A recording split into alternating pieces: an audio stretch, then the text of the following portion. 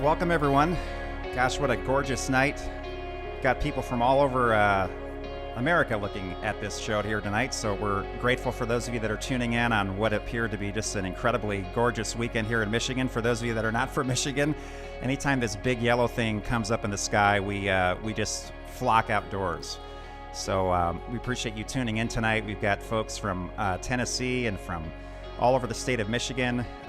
Special welcome to Reboot Recovery, which is a ministry that John Collier is actually a part of, and they're a fantastic ministry that started working with combat vets and helping them to process their PTSD, and then it became civilian-centered and as well as first-line responders. So I think all of us can probably relate to this idea of trauma. We've gone through a collective traumatic experience with this global pandemic. So it's going to be woven into John's story here tonight, and we're super grateful that they're here as well.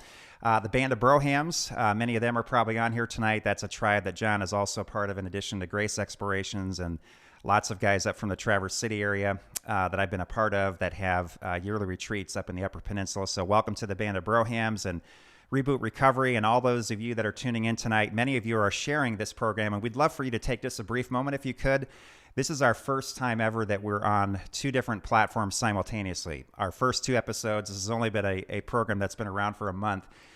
We were exclusively on YouTube, and we invested in technology in the last week, and so now we're on Facebook and YouTube. So whatever platform you're on tonight, if you can just share, click the share button and just send it out to your friends. We would certainly be grateful for that. I know there's a lot of national ministry leaders that are part of tonight, and you've done a great job sharing, so much so that we've had several hundred people that are watching this program live while it airs. And then most dramatically, and what's really incredible, is how much life these particular episodes have after the live production. So if a couple hundred people are watching us live while it's happening, we've seen collectively thousands of views all over the world, for that matter. Corbin and I were doing some research on the analytics, and we're like, wow, there's like 20% of the people that were watching the episode 2 weeks ago were from India. So this is the beauty of technology and the platform that we're partnering with to get this good word out, to get these good Christ-centered, gospel-centered stories out that has a way of connecting with people on a very deep and profound level. So we do this every 2 weeks, and we'll continue to do that. We'll talk about our next speaker at the end of tonight's program on May 17th. So as long as this quarantine is in effect, we will be doing this every other week. And then once we can get back into the breweries, we'll probably ease off, maybe go once a month. But for now, we'll be back on in 2 weeks from now on Sunday night again at 7 p.m. Eastern Standard Time. But we do have a ministry that we have had in breweries and taverns throughout West Michigan, and now we've taken that all digital. So we have a couple dozen guys that are part of Zoom conference calls every Tuesday and Thursday night at 7 p.m. Eastern Standard Time. You're all welcome to join that. Just go to Grace Explorations, that's plural with an S.com. Just scroll down the homepage there, and you'll see something about Camp One Digital. Click on that, and it'll actually give you the invite link to our Zoom calls. And they're very casual. It's a lot of fun. I think some of what we need as men most is just to laugh, because there's a lot of things right now that are not funny, and we tend to bring the funny back into the conversation. And that's part of the healing process. It's part of just a way of feeling human. If we can't have contact, it's great to laugh and to share. And there's also some deep stuff that goes on there as well. So it's not frivolous, but it can bounce around between all those. So just imagine it as being a campfire with 12 or 15 guys, and you're just getting into each other's stories, and sometimes there's jokes, and sometimes a guy is just totally bearing his soul, and guys can come to his rescue and speak the life of Christ into his story. So we'd love for you to be part of that. That's called Camp One.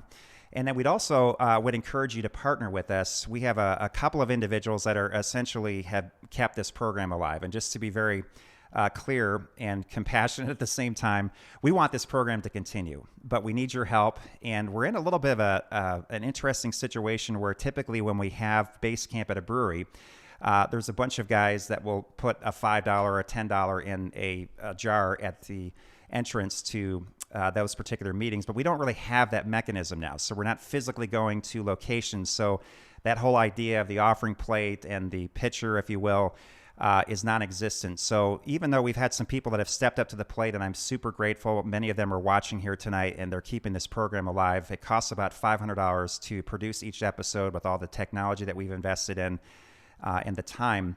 I want everybody to participate. So it's fantastic that we have a couple of key individuals that have really stepped up to the plate to help this thing happen. But just like we do in a brewery, I'd love for everybody just to give what you can. And the best way to do that, of course, you can mail checks. That's certainly an option, or some of you give on donor advised sites, and that can happen as well. But if you could just go to graceexplorations.com, that's plural with an S, and just click on the donate button. It's right there on the homepage, and very quickly and simply, especially if you've given before, it's got all your information anyway. If you can give a one-time gift, however the Lord leads, if you want to sponsor an entire base camp, that would be great. But give what you can. We know that times are difficult and finances are tight. There's some uncertainty there. But this is a growing ministry, and we are unapologetic about the impact that it's making, and we're super grateful that God is partnering with us to go where few have gone before in this realm of story. So please do that if you could, whether it's $5 or $10 or $15, or if you want to sponsor a whole event, that would be great. And we'll talk again about that at the end of our program this evening. So we've got a great video that I want to show. I just happened to stumble upon it while I was doing some internet surfing, and it's about a book for men by Baker Publishing right here in Grand Rapids. And it really, I think, will set the stage well for what is a good man. What does a good man look like? Because we'll talk about some of the things that men are going through now specifically and how it impacts their family. So we encourage you to watch with your significant other tonight, watch with your teenagers, your family. We do have men's ministries that are streaming this to their tribes. And we also have now, I've been told, youth groups that they're sending out this particular story format, and high school guys are talking about this. So that's a very interesting development, and we're grateful for however God takes this material. So let's pop into that video, and then I'll introduce our speaker here tonight. What is a good man? I want to know, because I've been searching and searching and got nothing to show. What were we made for? Why are we here? It's got to be more than just how we appear. And even if it is, we are not doing that great. Men today have become angry and given in to their hate. We've become selfish and we take what we please. We don't think of the consequences because that's for the weak. We curse the wind and we feed our pride, completely ignoring the cancer inside. We don't need any help, and we won't confess our sins because real men don't cry or let anyone in. And some of us are just lost, looking for a home. But our dark is too thick and we fall all alone. But I've got to believe that there's got to be more, because if God created men, there's something He created men for. Maybe we were made to be whole, honest and true, to protect all that's beautiful and to see our work through, to love with abandon and to own our own scars, to see real redemption take place in our hearts, to laugh at the future and embrace all we can, to know our Creator. Maybe that's a good man. So what is a good man? Maybe it's this: one who lets his Creator tell him who he is.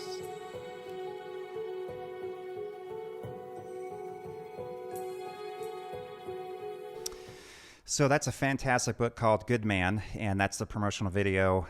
Nathan Clarkson just put together, I think, a great book, and I just love the poetic lens that he's looking at and the evocative music and just the whole background. It speaks to that wild, untamed part inside of a man's soul that's not domesticated, that is made in the image of Christ, and it's noble and it's savage and it's fair and fierce all at the same time, good and dangerous.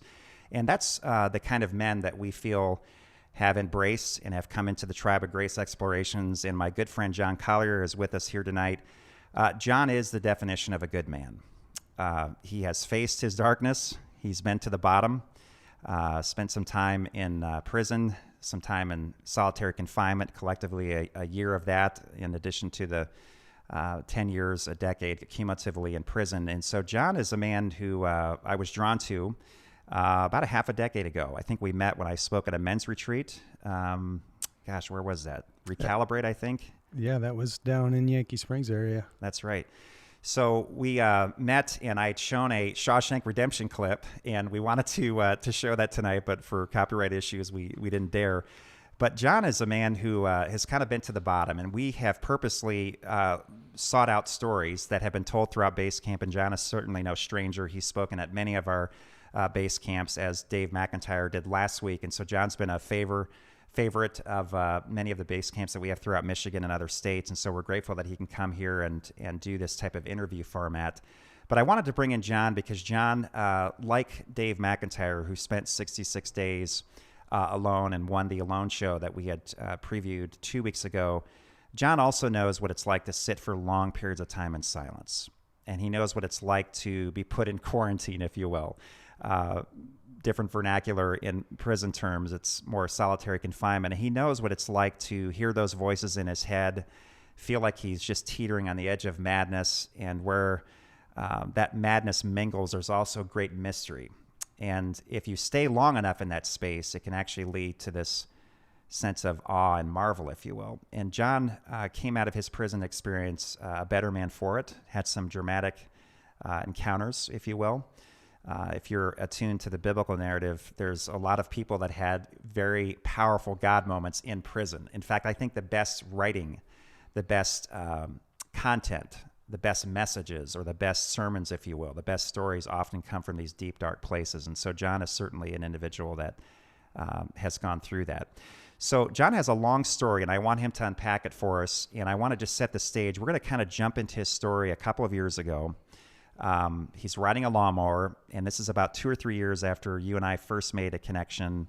And then this incident kind of happened where you're just out doing your thing, you're mowing your lawn, and something is getting triggered inside of you that you were surprised by and thought had been dealt with. And so it snuck up on you in such a way that you're like, whoa, I thought this was taken care of. And it had a way of arresting you and kind of putting a pause on your story where it was really a crisis moment, how you had shared that. So why don't you unpack that a little bit? You're riding the lawnmower, what's going on inside of you? And then we'll go backwards to your childhood and through your prison experience and to currently what you're doing today. Sure. So I was out mowing the lawn, and this was just actually it was about 3 years ago, I think.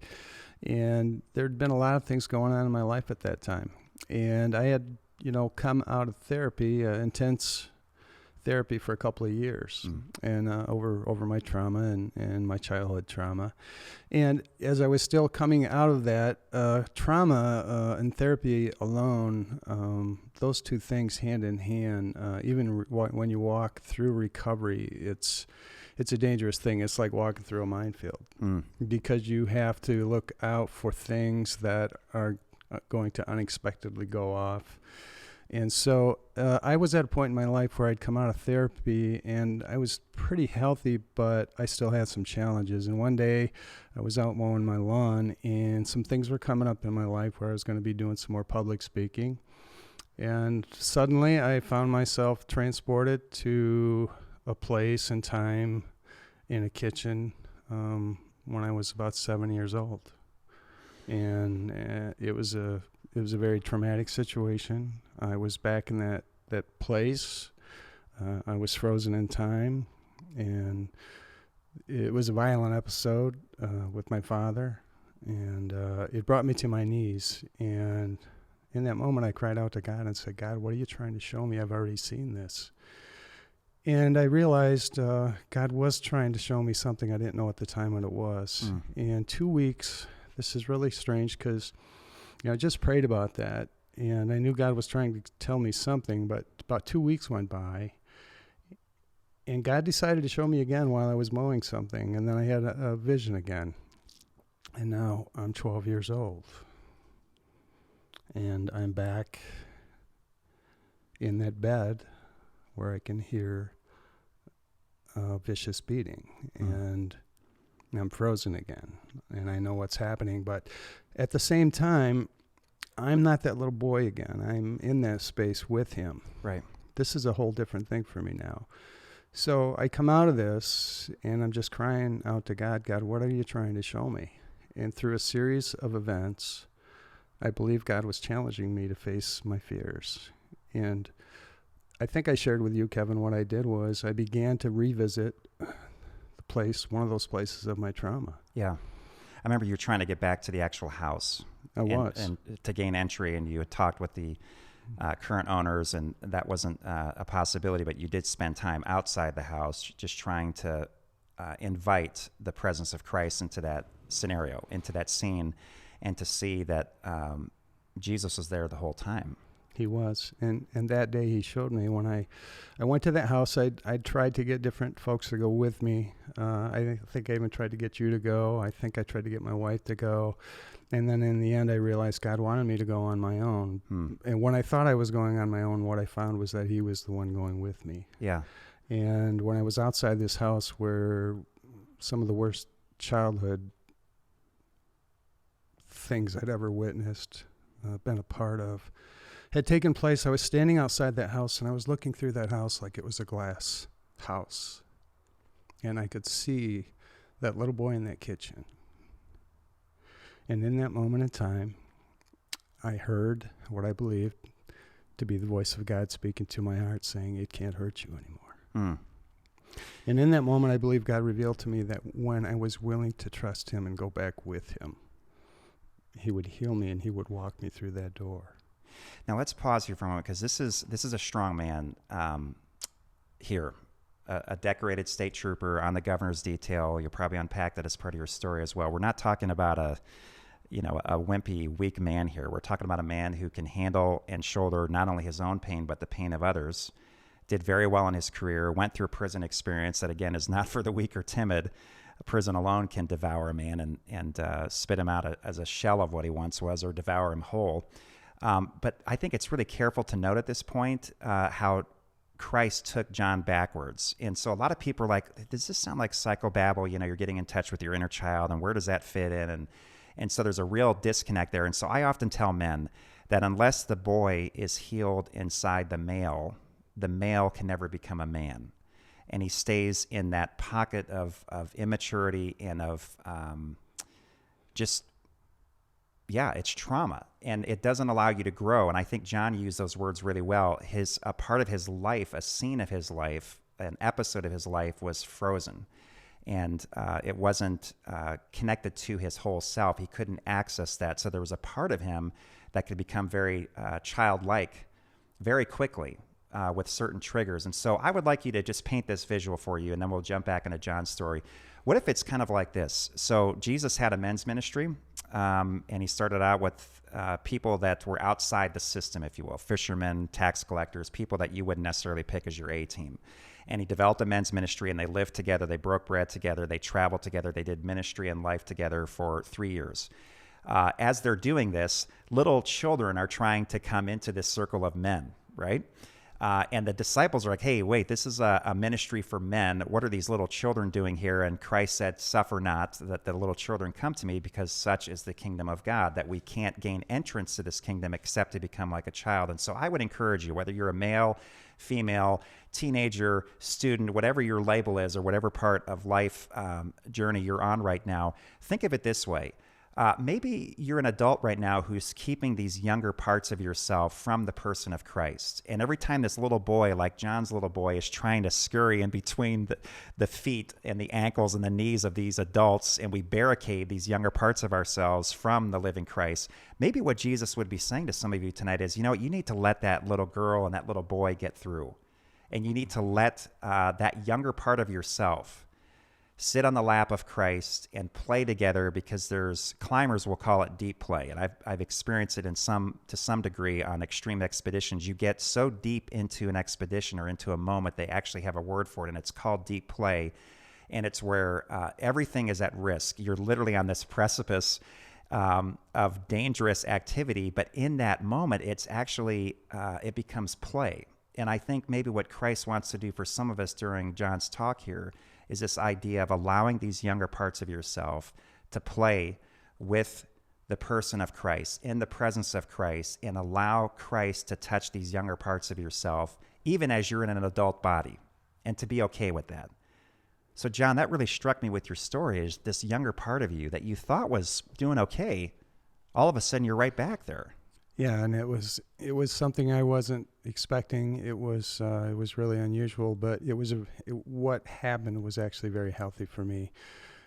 It it was really an opportunity for me to be not only tested, but for me to focus on the reality of where I was. Yeah. And also, after that experience, and from that day I walked away when, God revealed to me in such a big way that the whole purpose of these visions, and that's what I believe today, is that ultimately the bottom line was I going to trust him?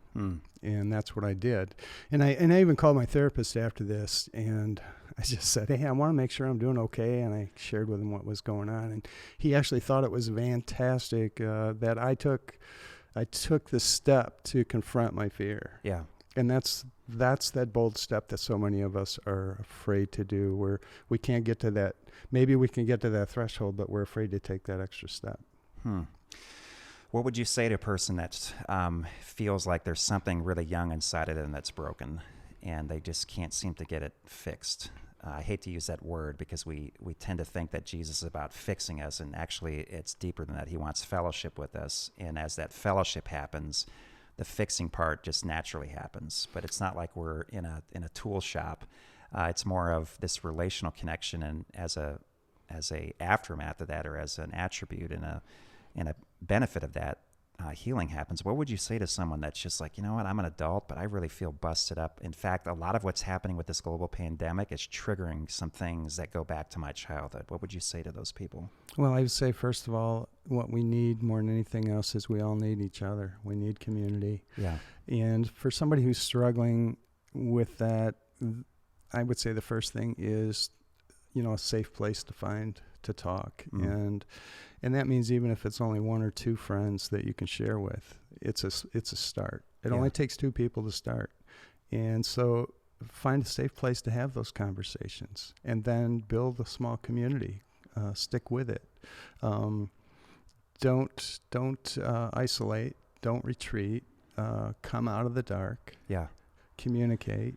Talk about what you're feeling, and share that with friends. And that's a good start. That's a good place to start. Yeah. You've mentioned a therapist a couple times. How important was that for your healing process? Like, where would you be today if it wasn't for that particular element in your journey? Wow. I don't even want to think where I would be, because, God didn't show me till I was 58 years old that I had PTSD.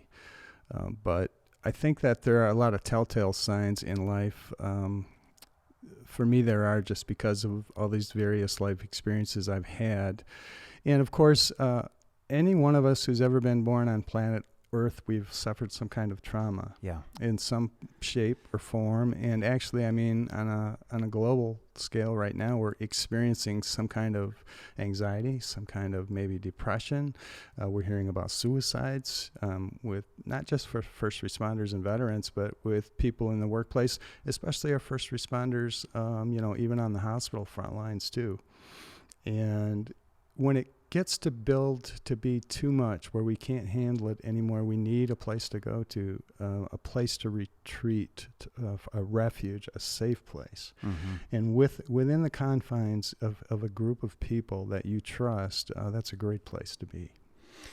So therapy was a big part, and unfortunately, part of my background was being a professional minister, right? And so for decades, I just didn't have a very good opinion of therapists. So typically the preacher is like, you don't need therapists. They're just full of it. And then the therapists are like, the preachers are just, and there's a total disrespect between those two communities. Now, fortunately, we have some great guys that are part of the Grace Explorations tribe, some of whom are actually pastors and therapists, which is a fantastic combination. But we'd like to think that we're all broken on our soul level, on our spiritual level. And just like we go to a doctor for physical issues, there's no shame at all in going to a therapist and admitting that, hey, you know what, I've got some soul shrapnel and this thing is getting infected, and I need someone who's got steady hands that can extract this over time. I mean, your journey into therapy, this is not a quick visit. This isn't a 1, 2, 3 type thing. This is a long-standing, I was in therapy for 3 years every week.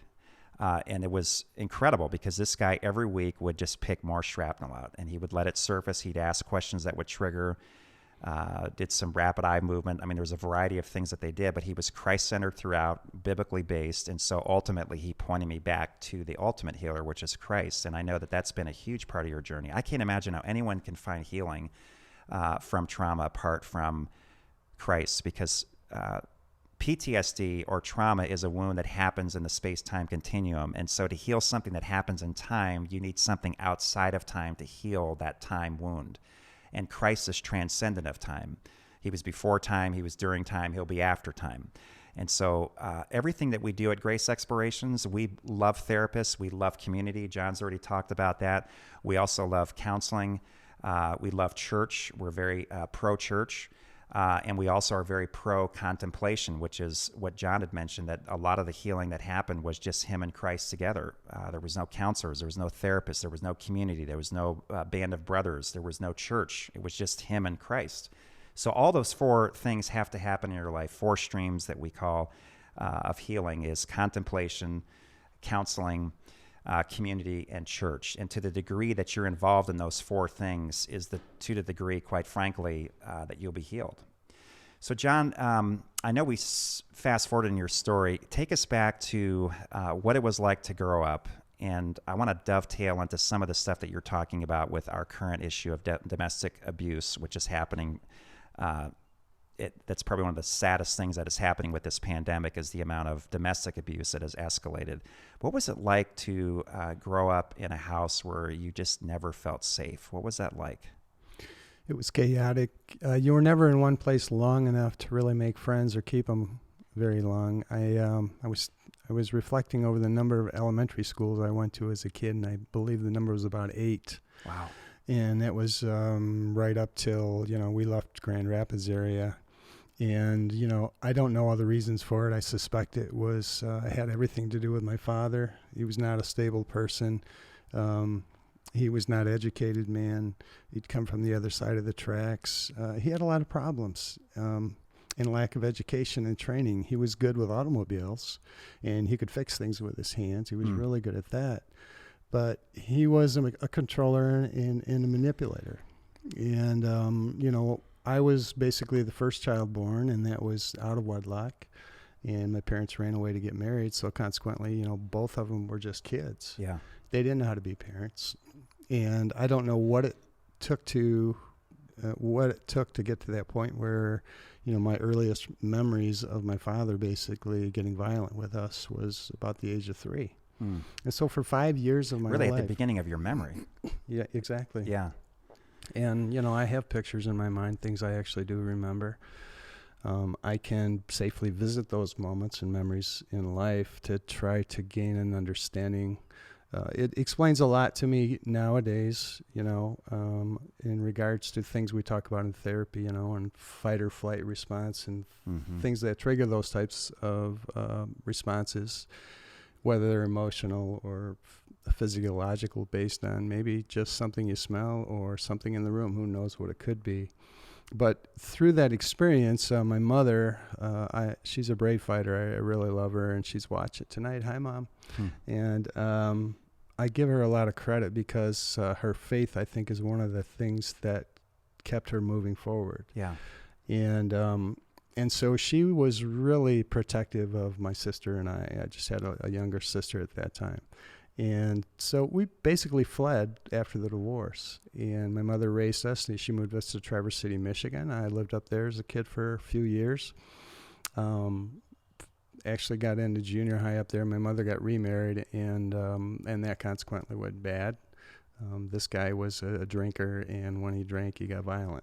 And your father, your biological dad, is in and out of prison this whole time. Yeah, he disappeared from the map several times, and he was in and out of prison 3 times during, all the way up till my career began as a state trooper. Wow, and for a protracted period. So there were times where dad was just completely out of the picture, your biological dad. Exactly, Yeah. and most of, a lot of my experience with my dad was, a lot of kids can remember going fishing with their dad the first time or doing something special with their dad for the first time. I don't have any of those, memories with my own father.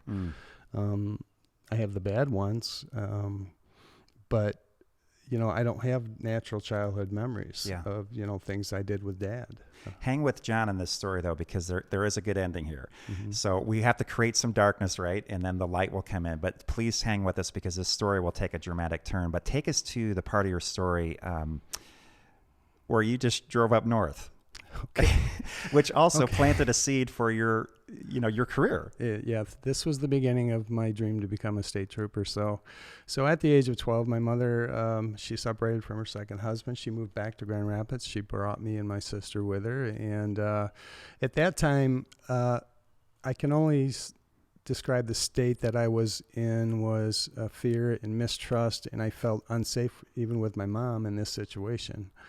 Here I'd lived through this with my own father for years, and then it came up again with her second husband. And even though we had moved away, I still did not feel safe. So I decided to run away, and in the middle of the night, I grabbed my mom's keys and some cash out of her purse, and I rolled that old car down the driveway.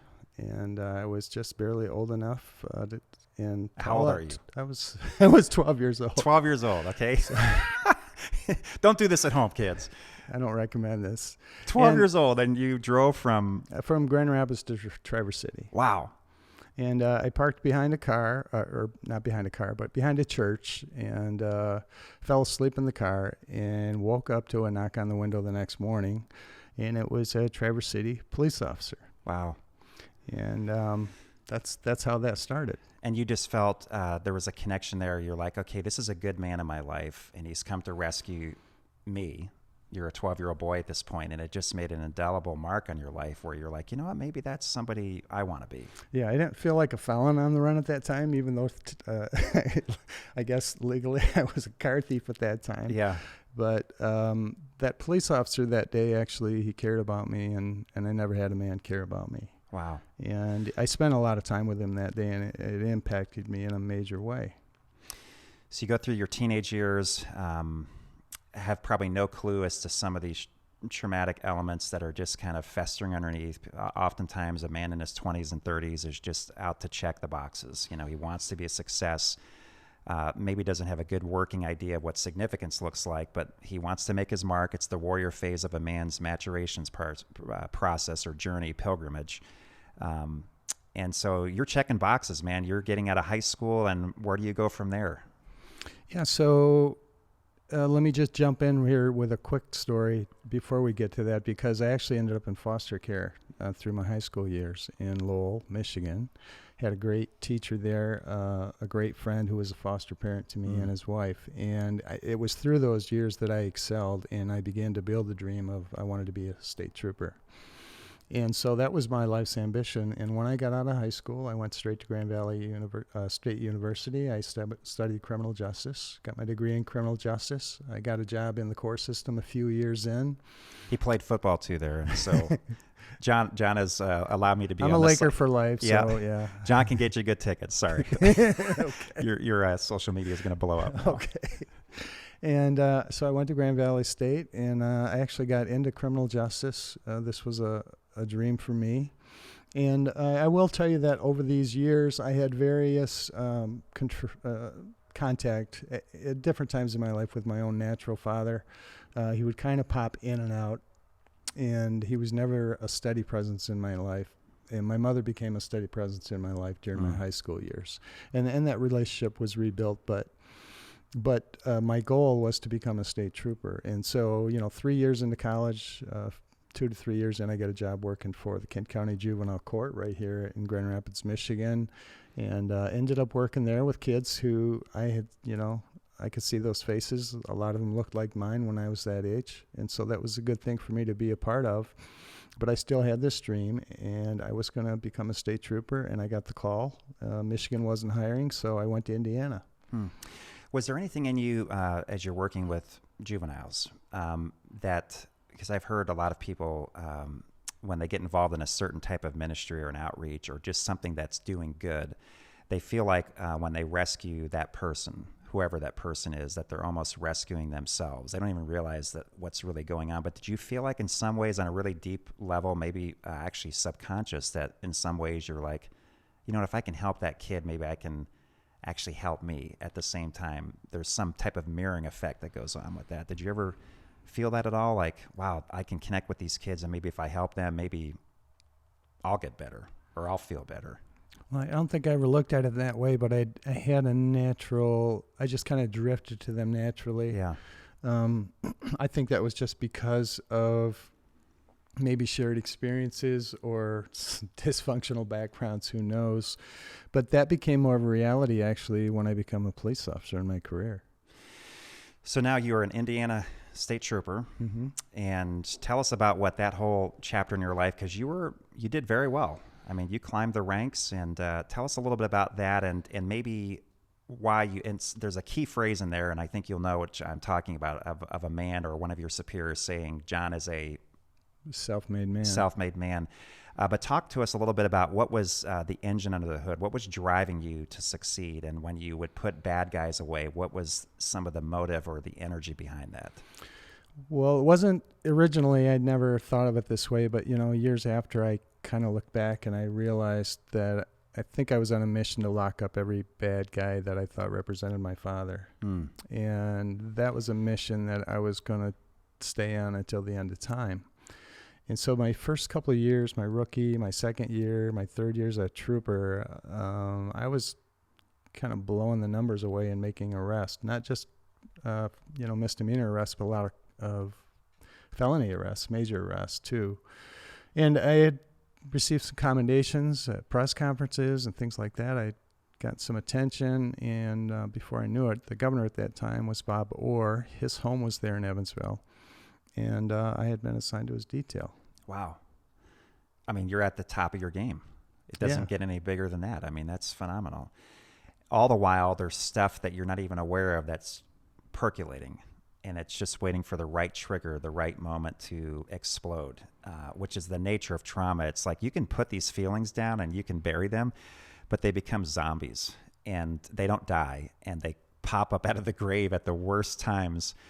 All it takes is a little trigger, a certain incident or a smell or a sound. That's the nature of trauma, is it just sleeps. It goes into this dormancy, if you will, and but it doesn't die. It moves into this zombie-like state, and it just takes the right moment to trigger that. So everything's going really well. You're at the top of your game. Wow, governor's detail. I mean, that's the cream of the crop. I mean, there's a lot of guys that probably would have loved to have been a part of that. You're looking really good on paper. You're getting commendations, awards.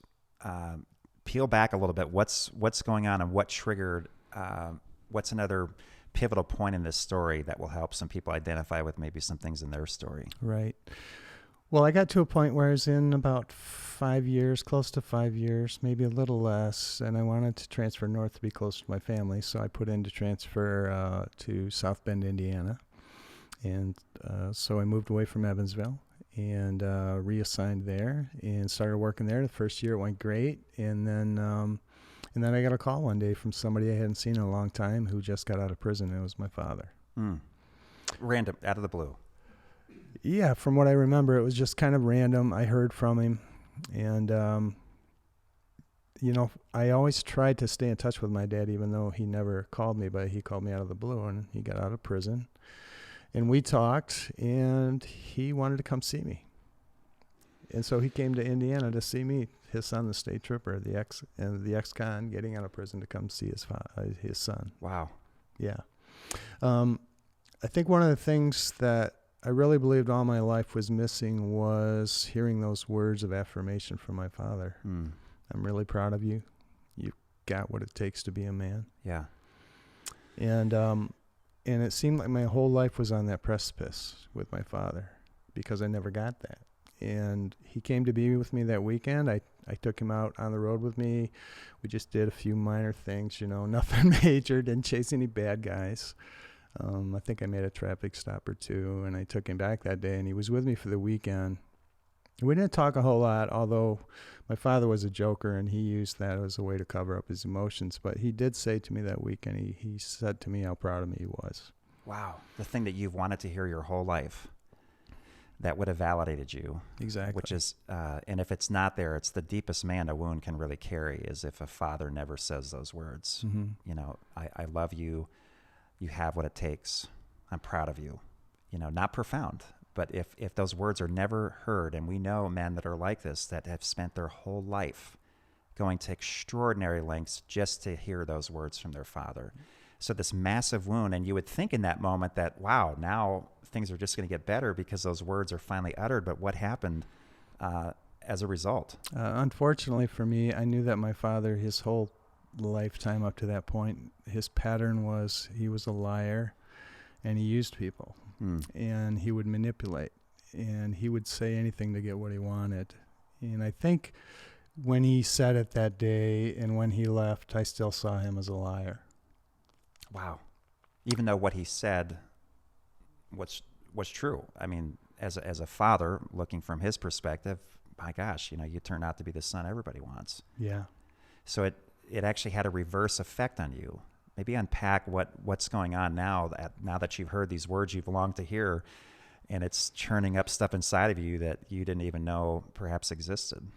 Yeah, and following that experience with him that weekend, I don't remember how, if it was weeks or days, how long before things just kind of just started to unravel. But I just began to isolate a little bit. And, I'd have a beer after work once in a while or whatever, but now I'd begin to go home and have a lot of beers. And then looking forward to the job, because the job to me was all that ever mattered. And so I started to get into this pattern of drinking a lot. And then I just drank more and more, and then I started using drugs. And I mean, it just spiraled out of control. Wow. And the thing is that I know emotionally, I can look back to those days and I know that I was in emotional, physiological turmoil. And I didn't have anybody to talk to. And what does that mean? I didn't have anybody to talk to. It means I could have talked to somebody, but I didn't feel safe to have somebody to talk to. Right. And so where did I go? I didn't go anywhere. Just stuffed it. And I just stuffed it. Yeah. And when it gets to a point where it gets so high and your elevator is so high and you can't dial it back anymore and there's no way to go, things are not going to be good. Right. And it goes sideways. It goes sideways. Yeah. And that's what it did with me. And so now I'm drinking all the time, and I'm drinking and drugging when I'm not on the job, and it escalates into some really stupid petty theft, some really dumb stuff. Where I got myself in trouble and actually got suspended. And then, I just continued on this downhill roller coaster because they brought charges against me. I ended up resigning under pressure. I came back to Michigan totally confused, angry, which, anger is a huge secondary emotion. Absolutely.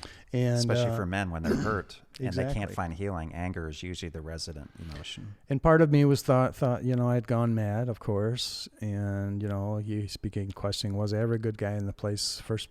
Was I Wow. just rotten to the core and I never realized it until now? Or you go through all these scenarios and crazy questions in your head, and then you just don't care anymore. And by the time you're so buried in drugs and alcohol or whatever it is, you've just lost track of everything. And So life his doesn't words matter. really created an identity crisis Mm-hmm. in you. Is my dad just saying this to manipulate something? Is it a control thing? What's going on here? And it triggered something in you where it became a massive identity crisis of who am I? Yeah. And when I came back to Michigan, basically, I took some of the skills I'd learned as a trooper, and I began doing burglaries too. And so now I'm just kind of I'm really digging a grave for myself, because eventually I got arrested, and it got really bad after that, especially with, psychological examinations, everybody thinking I'm crazy, including me. Yeah. And, then going through the court system on the other side of the bars now. Talk a little bit about the chase, because that is a climactic point in your story where you're running for your life, right? Yeah. Yeah. I had tried to... They re-dramatize it on CBN. So 700 Club had this. Joyce Myers followed your story, and that became a part of her ministry for several years. But that's a huge, just trying to figure out what's going on in your mind, as well as the people who are chasing you, and then finding out who you actually are. Yeah. Well, I was burglarizing a tavern, and I was actually up in Traverse City area, Grand Traverse area, and it was right on the border of Leelanau County. And I had actually been involved in a safe breaking ring for about 3 months. And I had a partner at that time, and we were just knocking off safes, and I had no purpose in life, just to do that and drink and drug, Yeah. And one night I broke into a building, hit the safe, popped it open. Police showed up just patrolling the building by coincidence, and there was a long chase that ensued. Began to snow, involved 3 agencies: Leland, Grand Traverse, Michigan State Police. Mm. And they caught up with me that night, finally, after about a half-hour, 40-minute chase. And they brought me back into custody. I wouldn't say a word to them. They ran my prints. They came back later, and they were all puzzled. And everybody was wondering what happened to this guy. Yeah, highly decorated trooper. He's one of us. What happened? Because his story is going sideways really quick. Well, a lot of people turned on me at that point, especially in law enforcement. And they treated me very poorly, and I felt like I deserved it at the time. I remember being addressed by a court officer when they brought me in jail. Then they put me in isolation right away. But I remember him telling me what a piece of trash I was and how I deserved to go to prison for the rest of my life. And I believed every word he said at that time. So you're in a tough spot now when a law enforcement officer ends up in prison. Nobody likes you. Mm-hmm. The guards detest you. The prisoners detest you. You're having, I can't remember this part of your story, but didn't you even have some interaction, or you noticed, or they noticed you, people that you would actually put away? As soon as I walked in the door. That's right there. Yeah. So your life is flashing in front of you, and apart from a miracle, this is not going to end well. No, I was, as soon as I got recognized, I know I'd be marked. So, yeah, I didn't even get halfway through the cell block, but I remember what that feeling was like too. Yeah. For anybody, I went to the old Jackson prison, which was the largest walled prison in the world, still is as far as I know, 14-foot high walls and gun towers. And the biggest thing I remember about that place is literally walking into that place feeling like I had walked into the gates of hell. Yeah. Okay, so this story has gotten really deep and really dark. You're at the base. I mean, you are in the belly of the whale. You're in the prison. You're in the cave. Your story has, started kind of flatline, if you will, and then it's escalating. You're hitting the top of your game, and then this descent is dramatic. This is a dramatic parable that's unfolding before us. You don't have retrospect at that point because you're living it, so you're wondering what in the world's going on. But take us into the bowels of the prison, and when that first light shone of that man who came, and how that story developed with, I think it was a chaplain who was very instrumental in sharing Christ. So bring us into that. What is it like in the bowels of that prison at your darkest moment? You're alone in solitary confinement, and then somebody comes into your life unforeseen that almost appears angelic because it's just something that you couldn't have planned or participated in. It just happened. Yeah, this is an interesting story because this is before I actually got transported to prison. So I wasn't a person of faith, when I went into jail, of course. I sure was when I came out, thank God for that. But when I was in the system in isolation, I was actually planning my suicide. And I found out details later on. This particular chaplain, he knew of me, but he did not know me. And he had actually left for the night, he and his wife. And I was told by his wife later this story that he just stopped and said, "We need to go back." Wow. And he was talking about me. And he came back, and that night he came to my cell. I saw him carrying his Bible, and I half thought he was just going to start preaching or yelling at me, telling me I needed Jesus or I was going to go to hell or something like that. But he was the first person in that place that just came up to ask me if I was okay. He embraces your humanity. He cared about me. Yeah. And he knew nothing of me, but he cared about me for no reason. And that was the one thing that stopped me at that time. It brought me back just enough from not jumping off. A glimmer of hope. Yeah. Yeah. A shaft of life and a shaft of light in a very dark place. So unpack a little bit of that, because that's a real critical turning point in your story of this man that was God sent, really. Yeah, he was. You know, I'd had some seeds planted in my life in my teen years by my mom, bless her heart. She got radically saved and prayed for me for a lot of years to know God, and it talked to me about God. But I was not a person of faith. You know, I had gone to church, but that doesn't make you a person of faith. And so I didn't know Jesus. I didn't have a relationship with him. But that man that night, he was Jesus to me that night. And I saw something in him that drew me to him. And it kept me alive long enough to want to talk to him again and again and again and again. Wow. And through those conversations, my hope began to grow because something inside me told me that God was real, that there really was a Son of God who came to die for me. Yeah. And that he could give me a new life and a new identity, not the one I had built for myself from those childhood years, but an identity to know him and to know who I was because of him. And that changed my life. And that began to be the glimmer of hope for me going through the prison system, because I will tell you that when you're in isolation, especially in the prison system, and imagine a massive cell block, and I was on top 6, and some of you guys out there, if you've been in the system, you know what I'm talking about. It's a dark place up there. You don't see daylight depending on where you are.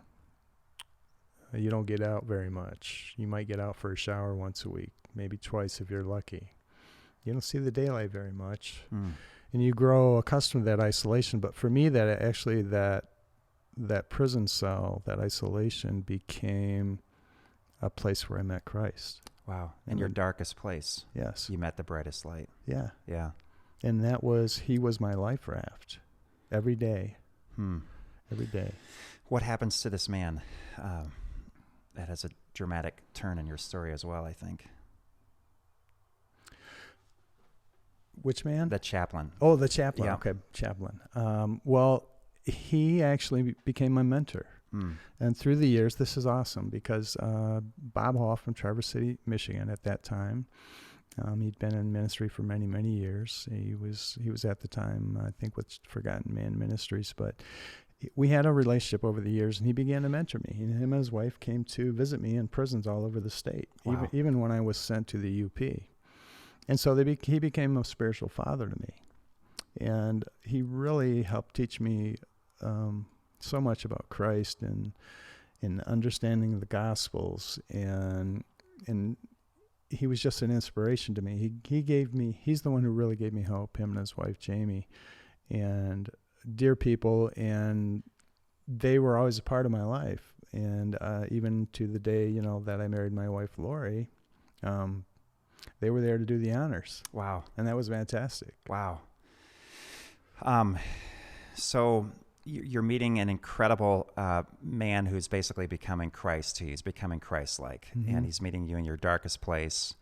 You go through this prison experience, which for many, it devours them whole, and they come out embittered, and they commit the same crimes over and over again. But you've got a dramatic change in your life. Now, take us to where the interaction goes with your father from this point. Maybe talk about the moment where you're waving goodbye or you're seeing him as you're going into your sentence, and then take us to post-prison and what happens between you and your dad at that point. Yeah.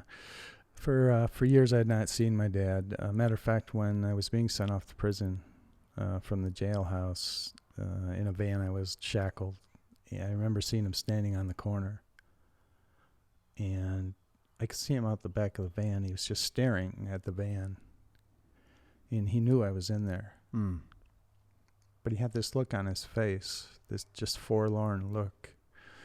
And so I went away to prison, and I was gone almost 10 years, and he never visited me. He didn't write to me. He didn't call me. I didn't know if he's alive or dead, but Wow. So I never saw my dad, but, God dramatically changed me and remade my heart and remolded me into something just fantastically new, this whole new man. And he was the new hope that I had to even live, the new purpose I had. And in grabbing hold of that in the year 2000 is when my wife and Lori and I got married. And I ran into someone, my father, who I had not seen for 10 years. and I saw him at an auto repair shop. I have a stepbrother who runs that shop, and my dad liked cars, and he always come around the shop. And I was there one day to get the car, and I saw my own father, and I had not seen him in so many years, and I ran over and grabbed him and started hugging him and handshaking him and telling him, "Hey, Dad, it's me. It's your son, John. I've got this beautiful wife. I met Jesus. It's fantastic." He was speechless for the first time in his life. He didn't know what to say. And I always tell people when I get to give a talk on this that it's for me it's 2 Corinthians 5:17. If any man be in Christ, he's a new creation. And I really believe the man that my father saw that day was not the man he saw riding away in that van that day, many years before. It was a different picture. Almost like Joseph and his brothers. They're like, yeah, that's their brother, but they don't notice, you know? Yeah. It was very similar. Wow. And it was amazing to see that for the first time in my life, my own father didn't recognize me. The transformation in your life was so profound that you were a new creature in Christ. You were a new person. I was. Yeah. But that was the beginning of a new relationship I began to have with him and to pray for him, even though he didn't want those prayers at that time. And I began to pray for my father and tell him, "Dad, I'm going to pray for you." And he was the guy who always joked because that was his way of hiding, you know. And I would see him subsequently once in a while, and "How you doing, Dad? Still praying for you." And, "Oh, I'm doing great, you know. I don't need those prayers, but I appreciate it." But I got a call eventually from my sister one day, and after a year or two, and my father was starting to have some health issues, and he started to experience some dementia. And at that point, he had to go in a nursing home.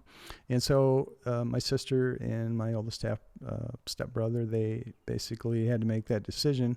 For my father, going to a nursing home was like going back to the joint.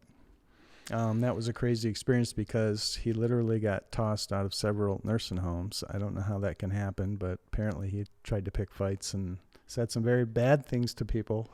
He carried the 4-letter dictionary around with him at that time. And there came a point where he finally settled down into a place, and God had been really working on my heart, and just in different ways. And there came a time where during this period where I really felt God calling my heart to go to my father.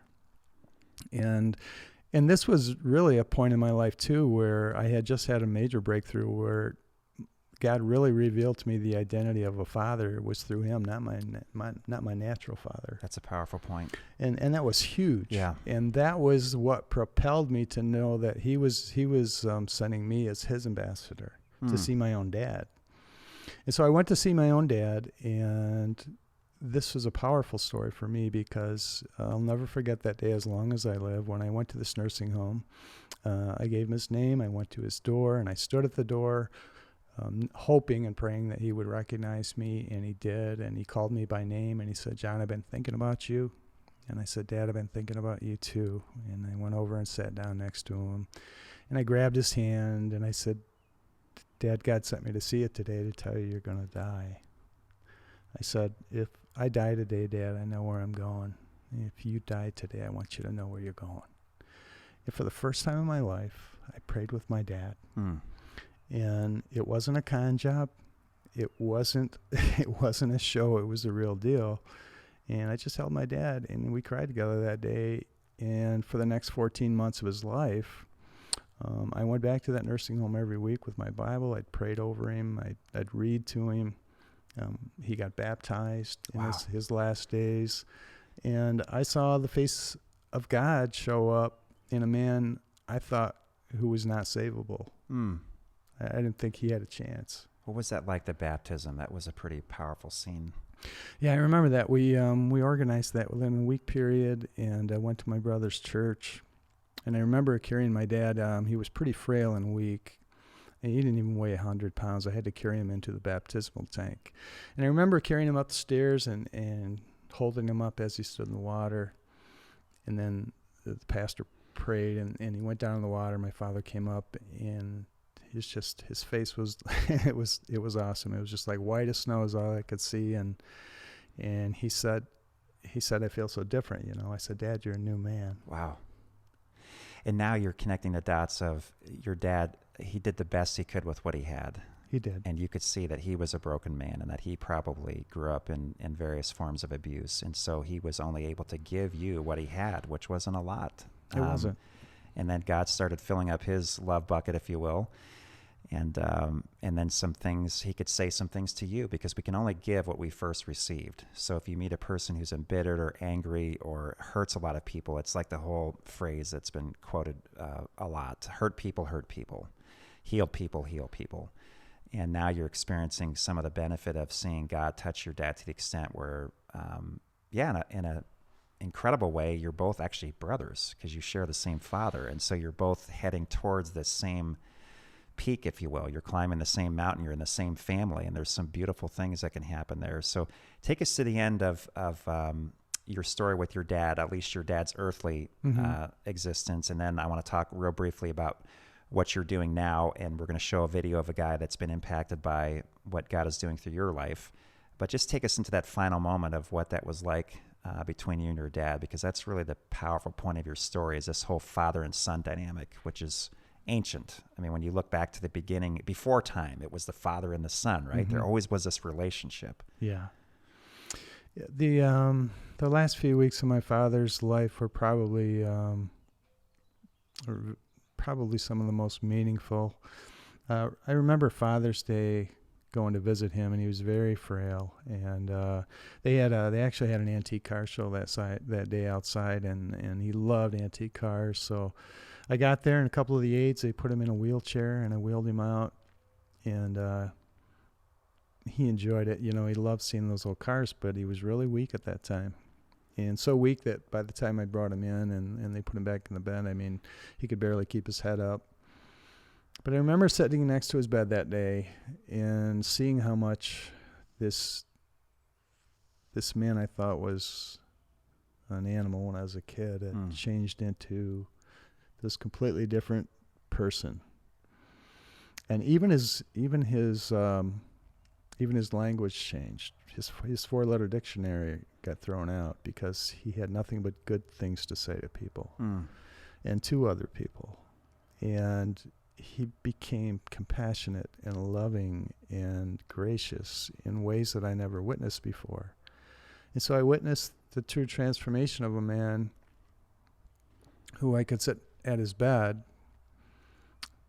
before he took his last breath, and I could tell him and I could mean it and say to him that, Dad, I'm so proud to be your son. Wow.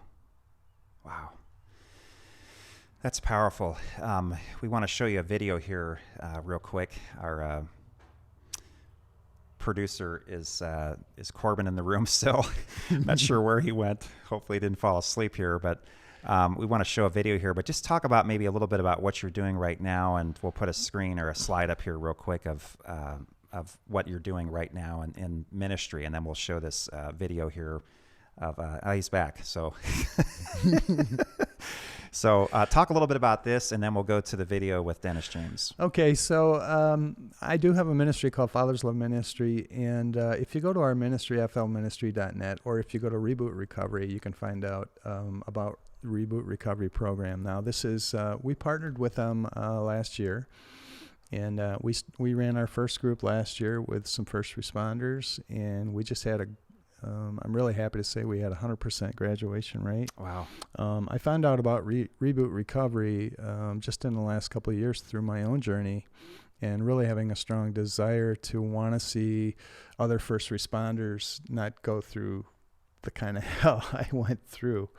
Right. But also see that, it was an opportunity for me to maybe God could use me to give back in some way. So we saw Reboot Recovery as a really great thing. The founders of that are Evan and Jenny Owens, and they put together this incredible curriculum. All I can say is it's a great thing to be a part of, and I want to encourage people too, because all of us are we're all going through this pandemic, right? So we're all going through some kind of peril in our life, some kind of strife or some kind of stress or trauma. And if you go to rebootrecovery.com, they actually have a free, it's called a Crisis Edition they have a free crisis edition on trauma right now. It's a 5-part series, so if you want to get a small group or something, it's a great opportunity to get some people together, and you can do a Zoom meeting and do the course for 5 weeks, walk through this, and it's a great opportunity That's awesome. to get some free healing. Yeah, and some that's resources. It's appropriate for the time that we live in, and that's the beauty of it is you don't have to be a combat vet to experience trauma. I was under that pretense or that idea for a long time until some special ops guys on a mountain in eastern Turkey told me, no, that's kind of something a lot of people experience.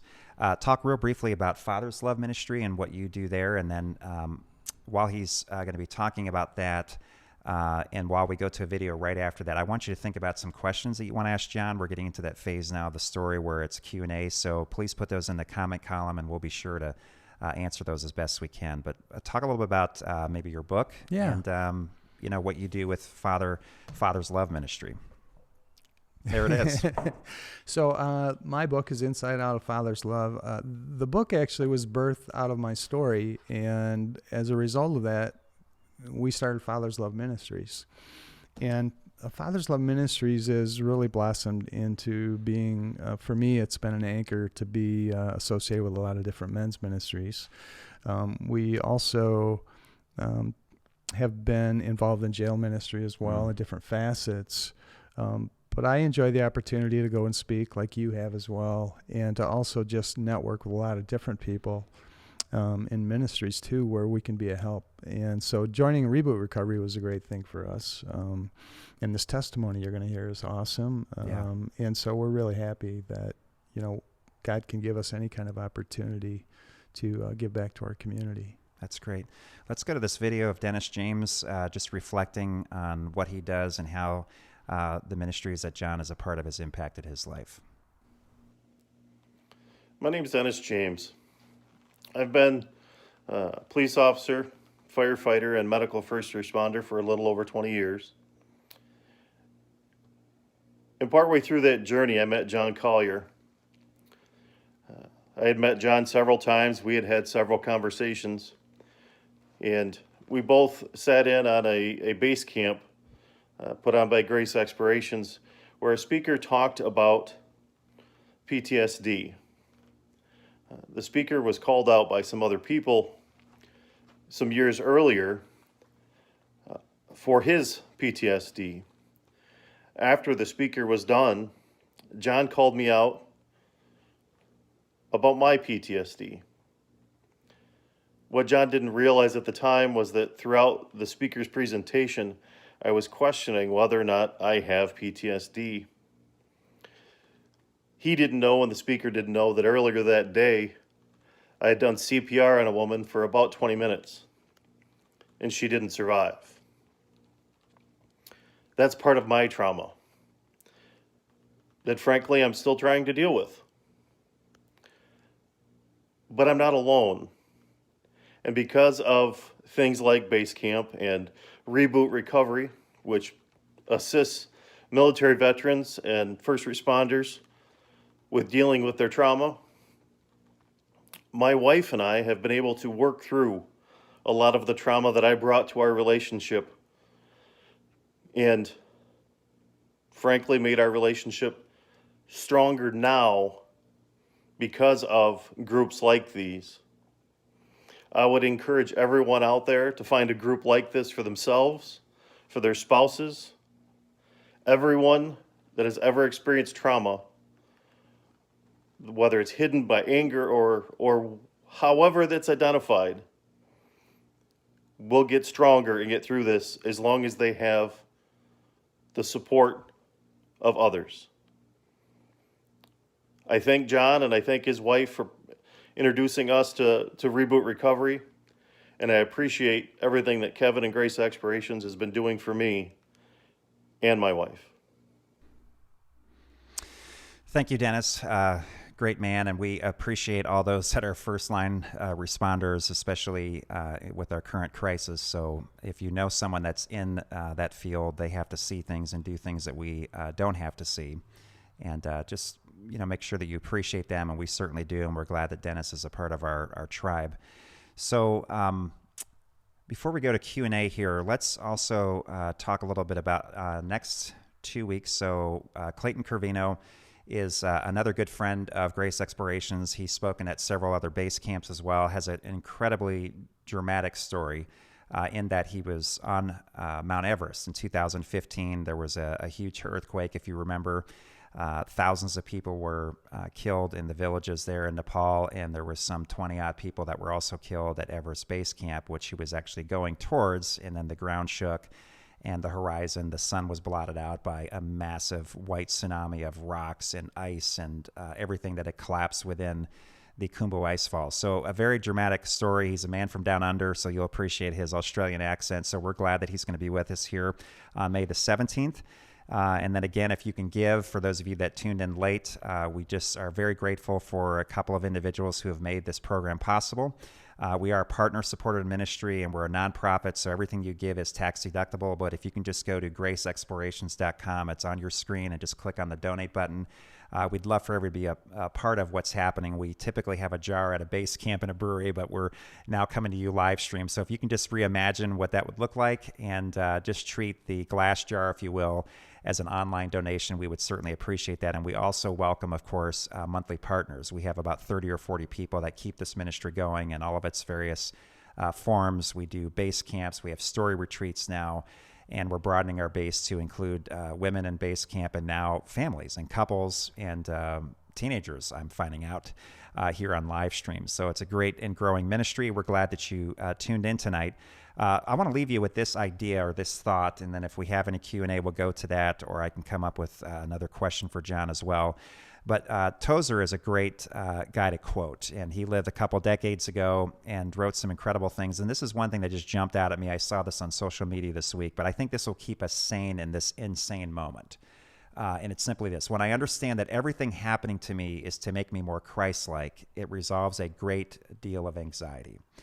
So when we look at John's story, and we look at any story, whether it appears to us to be dramatic or mundane, all of the elements of our story, the adversity, the prosperity, the success, the significance, the failures, the wins, the laments, and the losses, all of those things, whether they're good or bad, and I think God sees things differently than we do, because we are quick to label things as evil, and I think he looks at them much more like a scalpel in the hand of a good surgeon.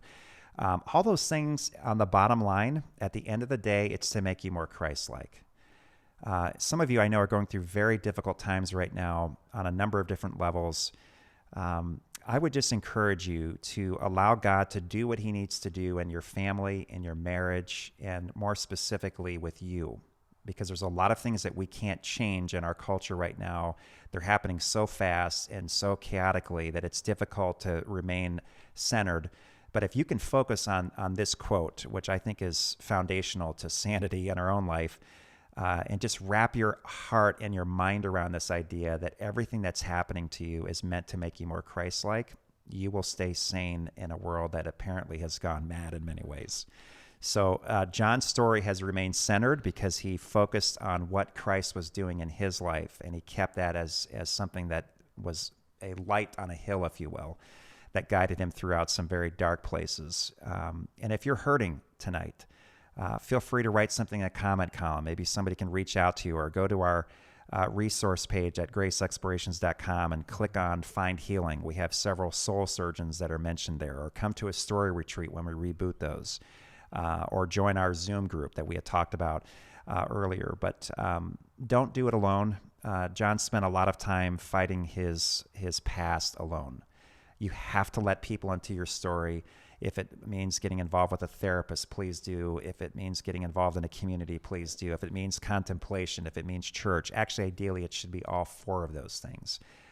Please do that. To the extent that you do all those four things, is to the extent that you're going to be made whole. And as you're made whole, you can actually start helping people and being a part of the healing process, because you're no longer wounding people, because you are now at a place where you're well. And that's what we want to see happen with Grace Exploration. So I don't know if we have any questions here online, or if not, I can come up with some. I appreciate you joining us. Oh, you know what? Maybe you could put in the comment column for those of you who are still here. We'd be curious to see who the first-time visitors are. We usually do that at base camp, and I forgot to do that in the live stream. But if you're here for the very first time and you're like, wow, I just kind of plugged into this, we'd love to hear back from you. Any questions or comments that you might have, that would be fantastic. So, John, do you have any closing comments or anything that you'd like to share? Yeah, I do. I have one comment. And this is good because I was reviewing some of the Reboot Recovery material, and especially in the Crisis Edition. And Evan Owens, Evan, if you're listening, this is something you said that I found very powerful. And it is that if you don't deal with trauma, trauma will deal with you. It's true. And I think that's something we need to think about, because we can only push it down for so long, because when it gets to the very top, you can't push it down anymore. And so the best way to do it is get involved. Yeah, absolutely. So here's a question. What scriptures helped you remain grounded during your time in prison? Well, the first one I ever memorized was Proverbs 3, 5, and 6. Trust in the Lord with all your heart and lean not on your own understanding. In all your ways acknowledge him, and he'll direct your path. And that was probably very profound for me, because I was the one who was always used to trusting no one but John. And so for the first time in my life, I had to turn it over to someone else. And so that was a powerful reminder of me of where I was always going to put my trust. Interesting. Well, we're about 8:20 right now, so I want to just close with this idea, this image, and I appreciate so much of you that tuned in on a gorgeous Sunday night here in Michigan. The Chronicles of Narnia is a great allegorical tale that C.S. Lewis wrote, who himself was probably working through his own trauma. A World War I vet like his colleague Tolkien, orphaned like his colleague Tolkien, and they developed these mythologies, these secondary universes that in many ways I think became emblematic of what our journey through trauma looks like. And in particular with C.S. Lewis, he developed this incredible place called Narnia. And in this place of Narnia, it was always winter, never spring. And there was a white witch, if you will, and everything she touched with her wand became frozen. And nothing could unfreeze these prisoners, if you will, unless this character Aslan came, who came in the form of a lion. And I think what Lewis was trying to articulate through symbols and through a fantastical story was this idea that it's always winter, never spring, until you hear the roar of the king. And there's something about the voice of Christ from eternity into time, from through a rock in your own tomb. There's something about the voice of Christ that can resurrect the dead back to life. And I would just love to speak to those of you that feel like you're frozen in your story right now. You feel disconnected from your story. You feel like a part of your life, a part of your story is just frozen. And it's a frame inside your movie and you can't access that scene. Ultimately, the words of Christ, the roar of the King, has to come back into your story to make that never-ending winter something that looks like spring. We experienced a little bit of that here in Michigan today. People were flocking outside because the trees are budding and the flowers are blooming, especially the tulips, and the grass is now green again and the birds can be heard. Just imagine that as a landscape of your own interior geography, of your own interior soul, and just imagine what it would look like for winter's spell, for the curse of some virus to finally be broken. And now all of a sudden you can hear the bubbling brook and you can hear the birds singing and you can see green colors and vibrant colors coming to life in what was once a black and white frozen world. I'd like to just pray that can happen. I don't have any supernatural powers to do that, neither does John, but we are connected to the person of Christ, who death has no strength over. There's nothing that comes against Christ that cannot be defeated by him, including death. So let's just pray together in these closing moments and ask Christ as the King, as the Lion King, if you will, to come into our interior worlds. Lord Jesus, we are so privileged to be called followers of Christ. We admit to you that there are parts of our story that don't make sense. There's a lot of what's happening in the world right now that doesn't make sense at all. and it feels frozen, and it feels like we can't access what's really going on, and we don't know who to trust, and we're swayed this way and we're swayed that way.